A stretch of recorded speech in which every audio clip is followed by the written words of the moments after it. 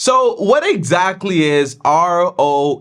In my last video, I covered ROI, which is return on investment, but now you want to see exactly ROE, what it stands for, why it's important, and also why we use it exactly. And by the way, is it important? Yes, it's an absolute important metric because it tells you exactly how your money is going to be performing in the investment, okay? That is the overall idea. And of course, okay, if you're gonna put your money into something, you want to make sure that your money is going to out-earn taxes, inflation, the fees associated with it, and then you still make a hefty profit. That way you know, hey, my money is making me money and my money is not just dead in water. So overall, guys, that is what I'm going to cover in this video. And on top of that, also like this video and also subscribe to the channel if you're brand new to this channel. I post from Monday to Friday and I have a lot more real estate videos coming out soon. Now, the very first part, guys, is let's talk about definitions here, okay?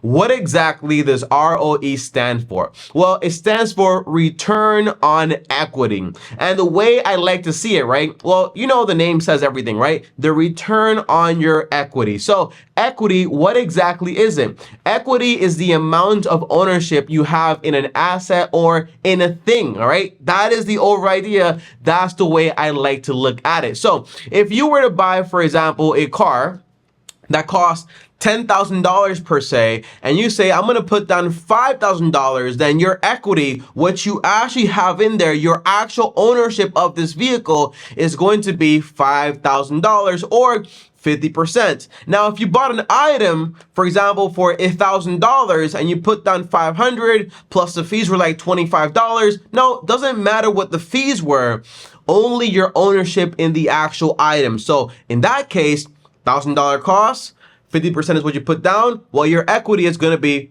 at the $500, okay? That is the idea. So equity is the amount of ownership you have in an item. So when you take a look at it as a whole, your return on your equity, your return on your ownership percentage, or the money you actually have invested in that asset. And in this case, we're talking about real estate. So what we really want to see is exactly what is my return on the money I actually have in this deal. Not the overall money, because that's ROI, but the actual ownership you have in this deal. So let's break down this formula. Now, the formula is basically net income or net return divided by equity. Multiply by 100, that equals ROE. Don't worry, we're about to do one right now, so this way you know exactly how it works and how it actually looks in real life. So here's an example, guys, okay? Let's say I decided to go ahead and buy a property. It's a 3-bedroom, 2-bath home. It costs $100,000 in New York. That's called unrealistic, by the way. But yeah, it's a $100,000 property, and the bank is asking me for a 20% down payment. The cost of closing costs about like $2,000 or so. Well, I'm going to be all in this deal for about $22,000 or so, right? That is the idea. Closing costs plus a down payment. That is it, right? But what is my ownership here? Is my cost of my cost of doing business or the closing cost a part of my equity? The answer is no. That's just a cost of doing business, the closing cost. My actual equity is going to be my down payment. So in this case, well, it costs $100,000. I'm putting down 20%. 20% of $100,000 is going to be $20,000. That is my equity. Now, let's assume a few numbers here, okay? Let's assume that this 3-bedroom, 2-bath in New York that I bought for $100,000, well, it's actually gonna make me in rent about $1,000 per month, okay? Now, I bought this home on a 30-year mortgage and I'm paying 7.48%. I actually ran these numbers to make sure they're actually a little accurate in a sense. So the mortgage, basically the capital and interest payments, are going to be around $558.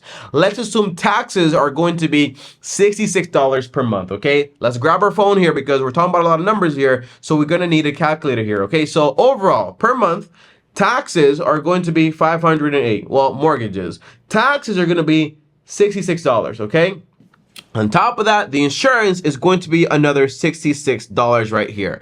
That is $690. That is the expense. Now, that basically means that if it costs me $690 per month to actually have ownership of this property, well, what's my gross income? Again, I said $1,000. So in this case, minus $1,000, that gives me $310 is going to be my actual profit. So this property makes me profit per month $310. Now remember, the formula for return on equity is my net income, right, divided by my equity. So you want to get the annual income here. So multiply it by 12 to get the annual, right? That gives me $3,720. That is the idea here. Now, if you divide this number by your equity, well, divided by equity, that is going to be $20,000. That tells me I have return of 0.186%.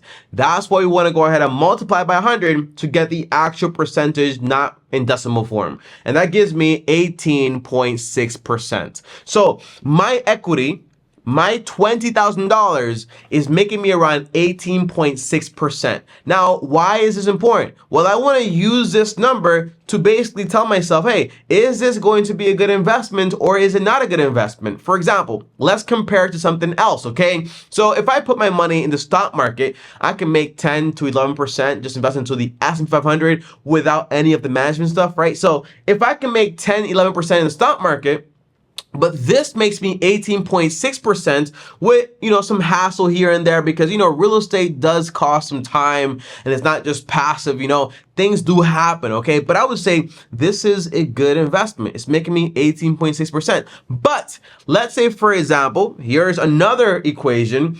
Let's say again, okay? If the mortgage is going to be 558, right? Taxes are going to be 66, insurance 66, but let's say on top of that, I'm paying around $200 a month in maintenance, okay? Because I want to make sure I have money aside for maintenance, right? So plus $200 in maintenance, that's about $890. That means if I'm making $1,000 gross, I only get to keep around $110. Well, $110, right?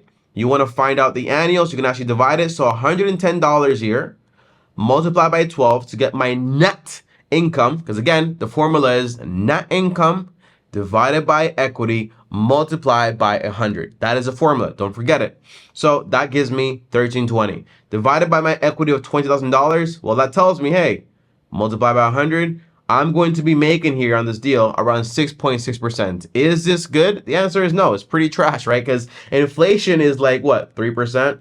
Taxes is about like what, like another like 2%. What are you keeping? Nothing, right? You're not really making anything. So that's the entire idea, right? So you want to make sure that your return on equity is great compared to other investments as a whole. Now, I should add this, okay, guys, because not just, for example, saying, hey, I want to make 20% all the time. 12% is fine. 15% is fine, 20% is fine, but you have to compare it to your area, right? So if you're in a market that properties are appreciating a lot, or in a market where things are not looking that great per se, you cannot expect to make, for example, astonishing numbers as far as, for example, your return on your equity. So it also depends on your market and the asset and what they're actually selling for and how they're actually performing in this area, right? So for example, when I was studying stocks, one big thing was return on equity.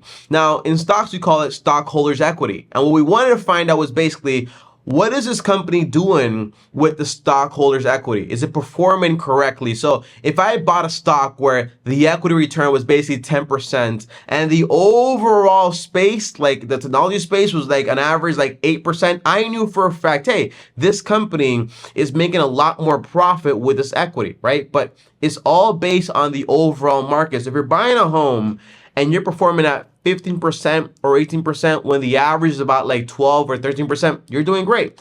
If you're getting what everyone else is getting, that's also fine because hey, I'm getting the market return on equity. That is the idea. So equity is super important. Return on equity is super important because it tells you exactly, hey, the money, the ownership I have in this deal, how much money is it earning me? And if it's not earning you enough, then obviously it might not be worth the investment. That is the idea behind return on equity.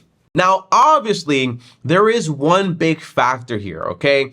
If you bought a property and you want to have 100% ownership, meaning you have, for example, all the equity because it's all yours in a sense, right? That basically means, remember, if you bought a property for $100,000 and you're going to put in, for example, 100% of all the money for this property, well, your equity is going to be, for example, $100,000 overall, right? So overall, if you have $100,000 and you're making $1,000 per month, right? You don't have a mortgage to pay. Just for example, the taxes were $66 plus the insurance, $66. Maintenance, you have money on the side for that, so you have to worry about that. So overall, if it's only costing you $132, and basically you make $1,000, that's 868, right? Multiply by 12, well, you're making $10,000. Now, how much equity do you have in this deal? Well, 800,000. Now that basically means that, hey, your number for equity here, or your return on equity, is going to be around 10%. Now, you have to remember, right?